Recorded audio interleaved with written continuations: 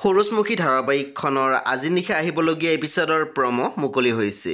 আজিৰ প্ৰমৰ প্ৰথম ভাগত আমি দেখিবলৈ পাইছোঁ শুনে কৈ আছিল, আপুনি মোৰ বিয়াৰ কথাটো অলপ বেছি ডাঙৰ সমস্যা কৰি লৈছে নেকি?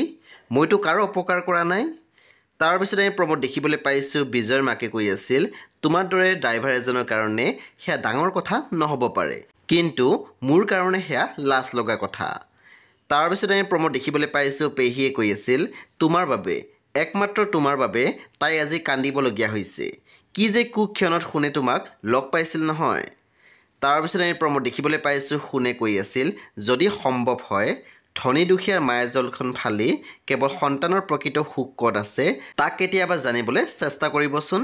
সেই বন্ধু বান্ধৱীসকল, আজি নিশা 8 বজাত ৰং টিভিত আহিবলগীয়া সূৰুজমুখী ধাৰাবাহিকখন খুবেই বেছি ইণ্টাৰেষ্টিং হ'বলৈ গৈ আছে। সেই আপোনালোকে চাবলৈ একেবাৰে নাপাহৰিব।